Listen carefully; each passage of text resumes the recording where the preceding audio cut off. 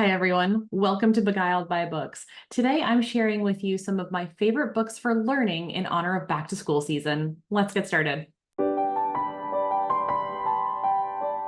One of my favorite things to do with reading is to learn from it. Fiction books, you learn through imagination. Nonfiction books, you learn through facts. And today, I've got some of my favorite nonfiction books to share with you in honor of learning more and going back to school. The first category or class for back to school that we can learn from is health. Health is so important. It affects every area of our lives, whether it's mental health, physical health, the combination of the two. Health is just critically important, and it's the common thread that weaves throughout every single aspect of our lives. So the first book I would recommend to read to improve your health and to learn more about your health is Outlive by Peter Attia. I really love this book. Peter Attia is a medical doctor and has distilled a ton of information about health and glucose and fat loss and optimizing the various parts of our body in a really fantastic book that is very, very helpful for getting to know your body a little bit better. Another book for your health that you can read at any time is the book Breath. And I really like this book because, as the subtitle says, it's the lost art and science of breathing. So we as humans evolved to do amazing things, live in very high altitudes, free dive very deep to find delicious little morsels like scallops and various things the sea has to offer. And as we've gotten more and more comfortable, we have lost some of those things. And in fact, we've gotten kind of bad at breathing regularly and normally and taking big, deep breaths. And James Nestor goes into this and researches these cultures that still have this great breathing style and skill, and helps translate it into what we can do differently and what we're missing and how that improves our health, and why that breath work that is typically very automatic, we're not thinking about it, is devolving or evolving, depending on how you look at it, into something that maybe is less helpful for the human condition. The last book in the health space that I would recommend in our back to school theme is Why We Sleep. Again, I really like this book because it hits on something that we all have to do, which is sleep. We know sleep deprivation is akin to being under the influence. We know sleep deprivation can lead to really perilous mistakes, whether we're operating a vehicle or even just at work. We tend to make more mistakes when we're sleep deprived.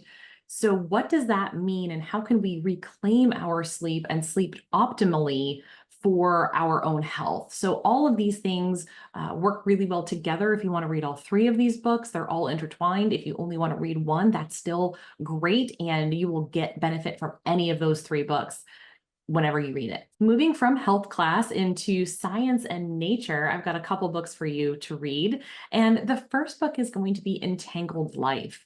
I recently read this book and fell in love with this crazy underground network of fungus. It helps communicate to trees and to other plants in these big, detailed ways. And there's so much we still don't know. It's the tip of a massive, massive iceberg about the fungal networks in our soil that we do not understand. But what we do understand is quite altering in terms of communication and how these fungal networks act as almost synapses and share chemical messages between the different organisms.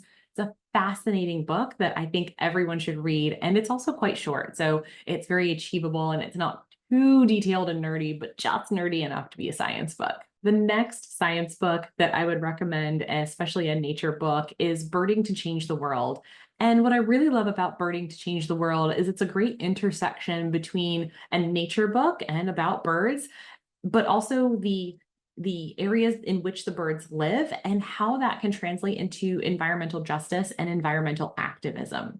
So it's a really fascinating and beautiful read about the author's experience going from an investigative journalist to an ornithologist, and how her life transitioned because of birds, and how birding is inherently a social justice kind of movement, and what birds can teach humans about the world, about our weather, about the environment, and what's going on all around us, because they are more attuned to different things than we are. It's a great book and a great insight into that sciencey, naturey, and activism world. After science and nature, we've got to talk about math class for just a little bit, and that book is going to be Invisible Women. This book is all about data bias against women in the various industries throughout the world, whether that's safety features in cars or what have you. It's a fascinating look in terms of how women haven't been represented in so many studies over the years and are just now getting a fair shot at getting their data involved in these studies and how things like seatbelts or fighter pilot seats are different, and women need to be accounted for those different facets of the studies that we have. So this is a great book, a lot of statistics, but in a really interesting applied way that makes it a math book without feeling like a math textbook. After math class, we got to go to history or social studies. The two books I'd recommend for this part of our back to school theme are a little different from one another. The first one is The Splendid and the Vile, and this is about World War II, specifically Winston Churchill. This is covered really heavily in a lot of curriculums, but in a very broad sense, and I really like how the author dove into Winston Churchill's involvement in the war and what that meant. It's called narrative nonfiction, and that means the book reads much like a novel. There's a beginning, a middle, and end. Things are woven through. We've got plots and subplots.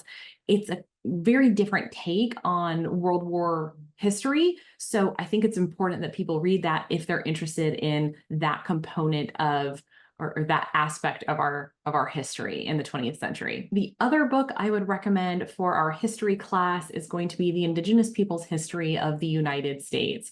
This book is so important to take typical curriculum that students learn for history and expand it into what actually was happening with the people who were here before the colonizers came over and took over what is now known as the United States of America. Finally, as we approach our last class of the day, so to speak, we've got a philosophy lesson ahead of us. So the book I would recommend for this class is Why Buddhism is True.